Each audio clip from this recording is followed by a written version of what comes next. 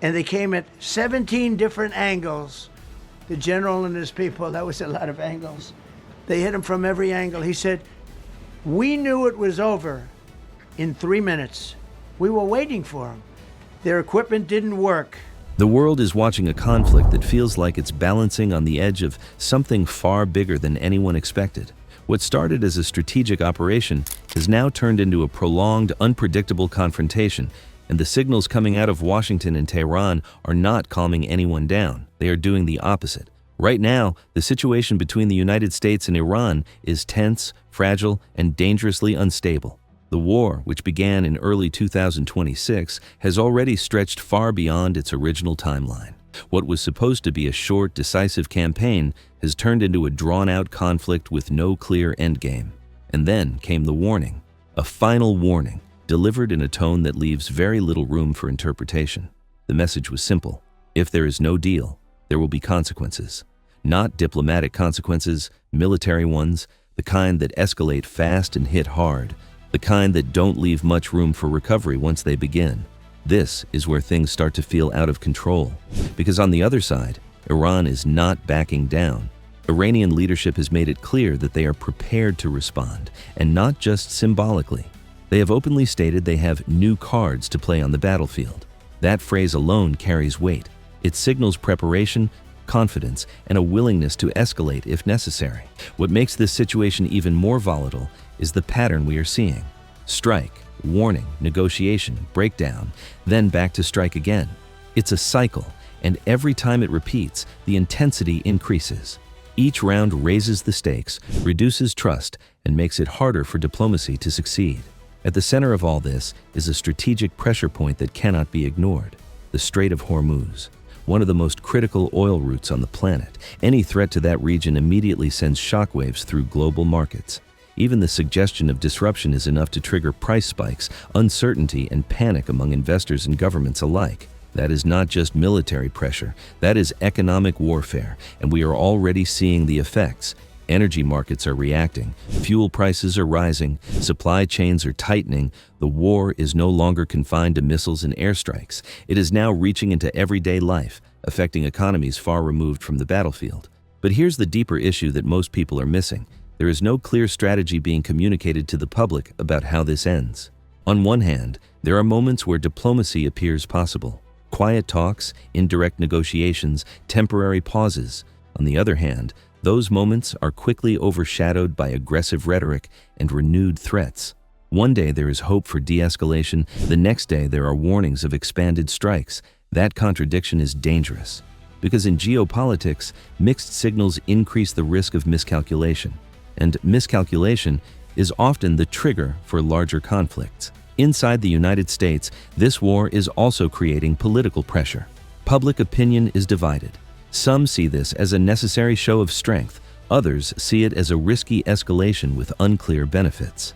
That internal divide adds another layer of complexity, because leadership decisions are now being made under both international and domestic pressure. At the same time, the administration is trying to project control. The message being pushed is that the situation is manageable, that objectives are being met, and that pressure on Iran is working. But perception and reality are not always aligned, especially in fast-moving conflicts. Iran, meanwhile, is framing this very differently. From their perspective, this is resistance. This is about sovereignty, about pushing back against external pressure. And that narrative matters, because it shapes how far they are willing to go. So now you have two sides, both convinced they cannot afford to appear weak. That's when situations spiral, because when neither side wants to step back, the only direction left is forward. And forward, in this case, means escalation. Think about the trajectory. The timeline has stretched, the threats have intensified, the rhetoric has hardened. Each development builds on the last, creating momentum that is difficult to reverse. This is not stabilization. This is acceleration. And yet, in the middle of all this, negotiations are still technically alive. Channels are open, messages are being passed, but they are fragile. Every new strike, every new warning, every new headline puts those talks at risk. That's why this moment feels critical. Because it's not just about what has already happened, it's about what comes next. Either a deal is reached, or the conflict enters a new phase. And that next phase could be significantly more destructive, not just regionally, but globally. Oil markets, regional alliances, military positioning, global trade routes, everything is connected to what happens here. And here's the reality that makes this even more concerning. Modern conflicts don't stay contained. They expand. They pull in allies. They create ripple effects across continents. What starts as a two-sided confrontation can quickly become a multi-layered crisis involving multiple powers. That risk is no longer theoretical. It is real. And it is growing. Now add another layer to this situation: cyber warfare.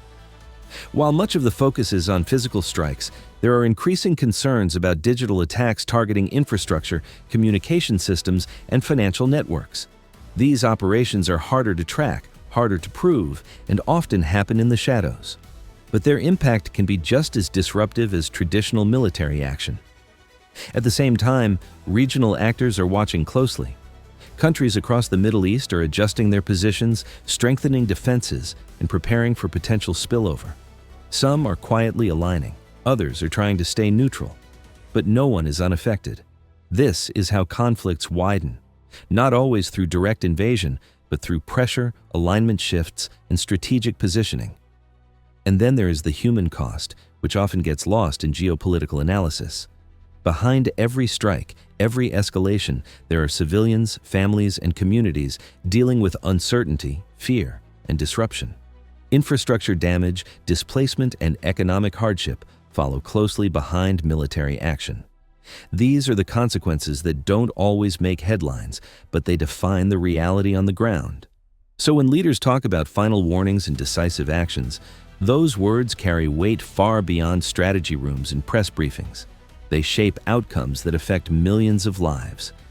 If you step back and look at the full picture, the situation is not just tense. It is layered, complex, and highly unstable. Military pressure, economic impact, political narratives, cyber threats, regional dynamics, all of it is interconnected. And that's what makes it so difficult to predict. Because a shift in one area can trigger reactions in another. So when you hear phrases like final warning, understand what that actually implies. It means patience is running out. It means decisions are getting closer. And it means the margin for error is shrinking. Because once that line is crossed, it becomes very difficult to control what comes next.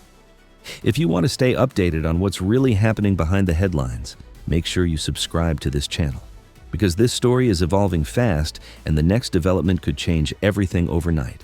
Right now, the world is watching, waiting to see whether diplomacy holds or whether the next move pushes this conflict into a phase that no one can easily contain.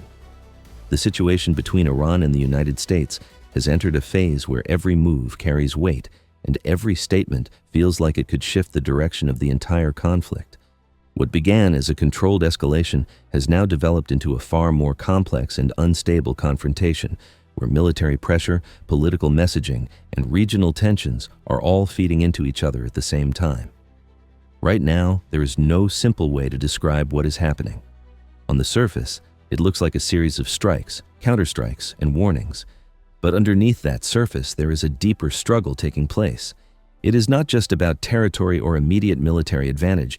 It is about influence, credibility, and long-term control over a region that has always been strategically sensitive for global powers. The United States is operating with a clear message of pressure. The tone coming from leadership circles is firm, direct, and increasingly impatient. The idea being pushed is that Iran must make concessions or face continued escalation.